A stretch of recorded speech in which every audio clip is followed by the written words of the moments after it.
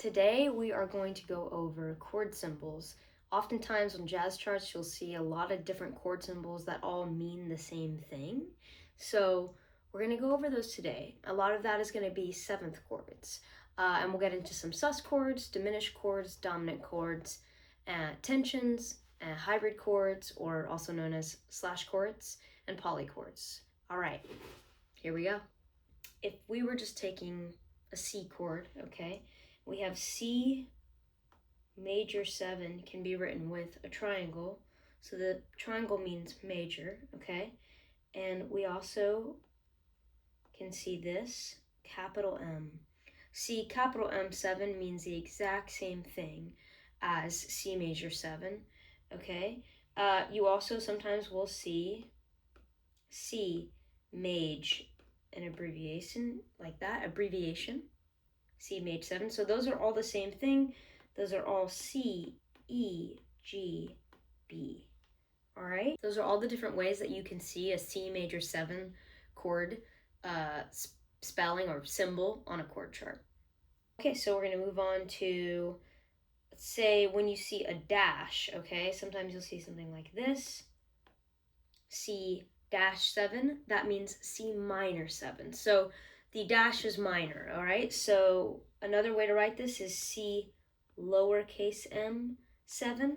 So these are the exact same thing, okay? Sometimes you'll see C mine, like the abbreviated version we saw before. Mine 7, okay? These are all the same.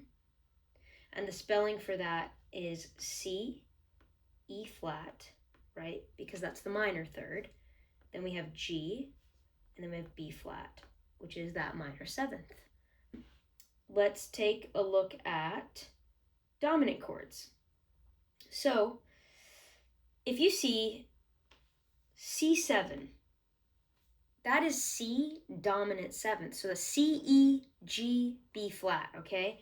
So you can oftentimes, you'll just see that C7, C dominant 7th, or you'll see C dom 7. That's a little bit rare. You usually just see the abbreviation C7, okay? So that's C dominant 7th, which spelling is C, E, G, B flat, okay? So we have our normal major third, right? C to E major third, a normal 5th, and then we have our flatted 7th or a minor 7th in there.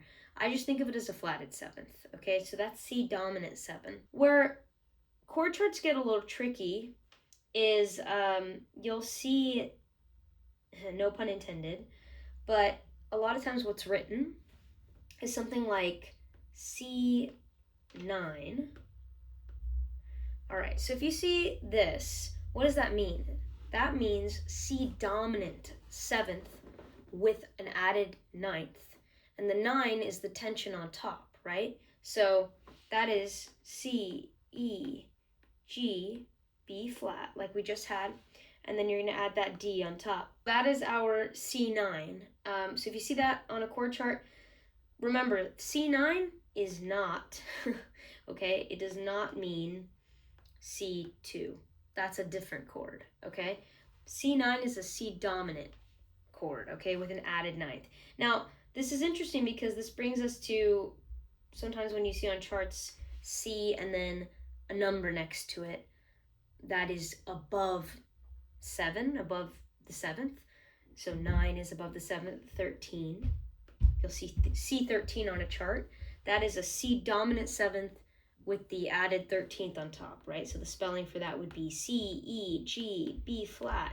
And then we have that 13 on top. So that is A, right? Okay. And then you might see C11, okay? Well, that is a C chord with an added 11th on top, right? C dominant chord, I should specify, sorry. All right, and that has that 4th on top or 11th on top, which would be the F, okay? The dominant chords are where it gets a little tricky, but it's really just familiarizing yourself with the symbols. So what if you see C7 with, in parentheses next to it, 9, 13, all right? This is a C dominant 7th chord, add 9, add 13, okay? C, E, G, B flat, and you're going to add in the D because that's the 9th, and 13th, which is the A, okay? So you can see this with a lot of different tensions, okay? So those are your dominant chords. Now what if you see C4?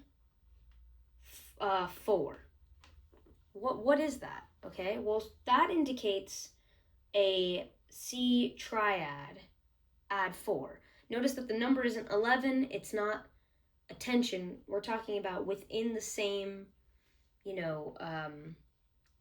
octave beneath the 7, okay? So C4 is C triad add the 4, okay? And sometimes you'll see C add 4, okay? This is not C sus4, to clarify, okay? This is C and you're adding a 4th, right? C, E, F, G, okay? That's that added 4th in there into the triad, right? Because the triad notes are C, E, and G, and you're adding in that 4th, okay? So this would be the same thing if you saw C2, right? C2 is a C triad, C, E, G, with an added 2. So you're gonna have that D in there, right? Okay, so this is kind of a crunchy chord, all right?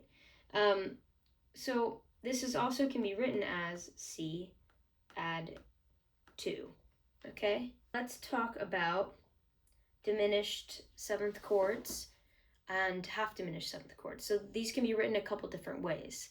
Let's say you had C half diminished 7th. That would be written a few different ways. C dash 7 flat 5. So C minor 7 flat 5 is the same thing as C half diminished 7th. That is what it is.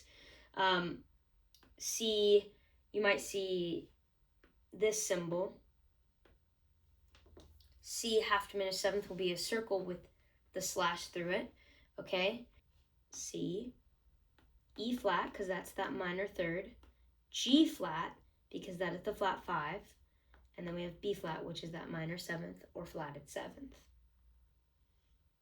Okay, so let's move on to fully diminished, right? So if I see C dim 7, I know that is C fully diminished 7th, okay? This is the two ways that can be written. It could be C dim 7 or C full circle 7. That is a fully diminished 7th chord. So the spelling for that is C, E flat, that's a minor 3rd, okay?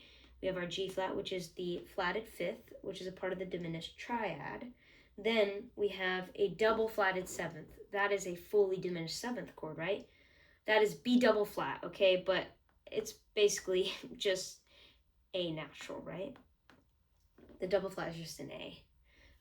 So those are different ways you might see that. Now, if you just saw C dim on a chord chart without that 7th there, that's just a C diminished triad, okay? C, E flat, G flat. Let's go over sus chords. C sus 4. What does this mean? This means that there is a suspended 4th in the chord. And that suspended 4th, the 4th note in the scale, right, is replacing the 3rd in the chord, okay? So it's omitting the 3rd and you're replacing it with the 4th, right? So that's why this isn't the same as C4, okay? It's a suspended 4th, meaning it's being held, it's being suspended before it resolves, okay? So resolving to the 3rd, that's where it wants to go. So the spelling for this is C, F, G, okay? Now, what if you saw C7 sus 4? Okay, well now we know that this is dominant. We do not have that major 3rd in there, the E natural, right? Because we said that sus 4 is implying that it's omitting the 3rd and it's replacing it with that suspended 4th. So we have C, F, G, and now we add in that flat 7, B flat.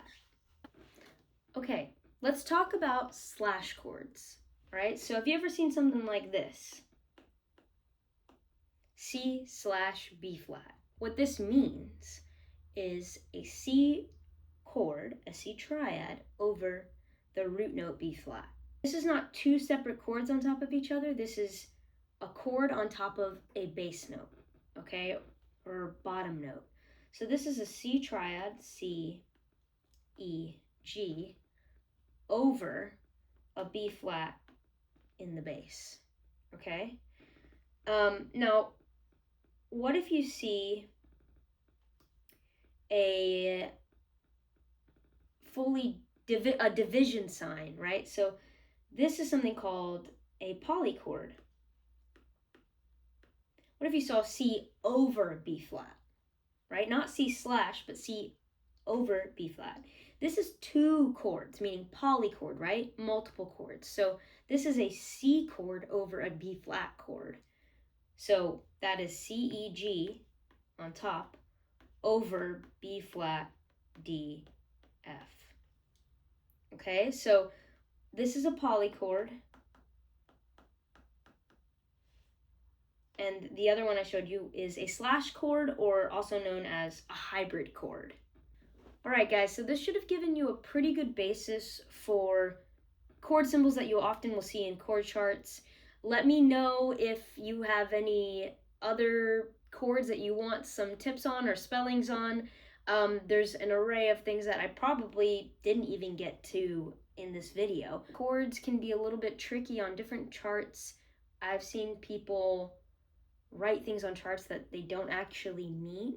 So a lot of times you're just going to have to ask either the writer, or you're going to have to take implications from the music. Overall, that's the gist.